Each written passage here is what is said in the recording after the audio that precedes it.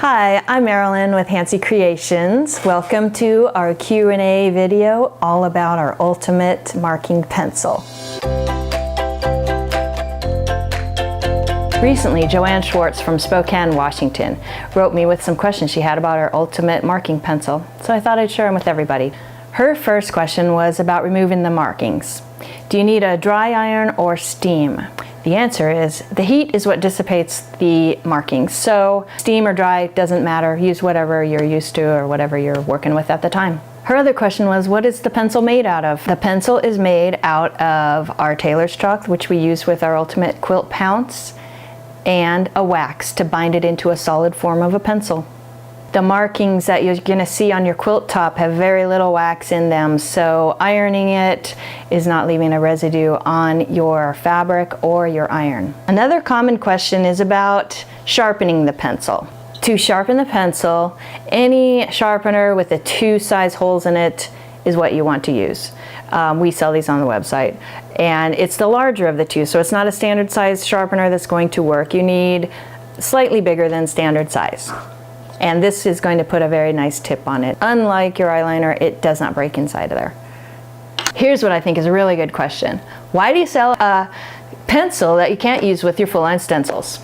The answer is because they complement each other. If you were transferring your stencil with the pounce pad and you miss a spot, it is much easier to go over it with the pencil than try to realign your stencil, repounce it, or you can improvise and embellish a stencil design with your own flair with the pencil, and everything will iron off together.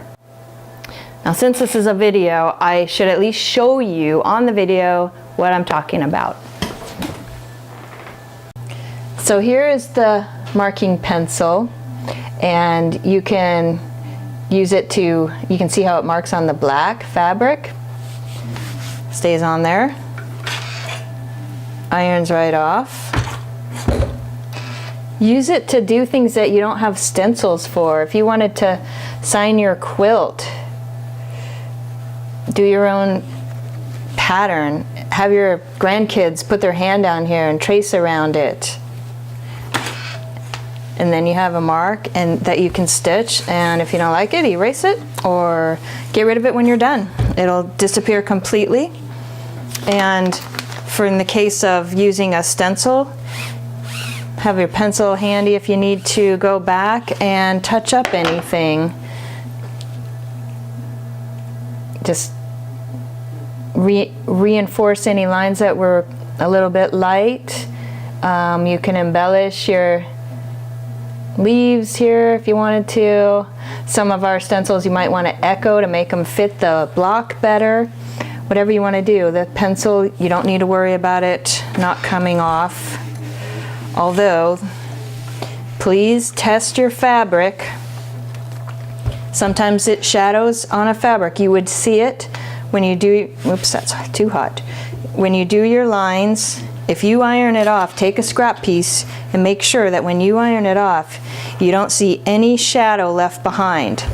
I don't really know why that happens, and it is very rare, but you don't want that to happen even if it is rare, if you're the one person that it happens to. So test your fabric, and once that shadow's there, you can't wash it off, you can't get rid of it. So it is important to do, even though odds are 99 times out of 100, it's not gonna happen.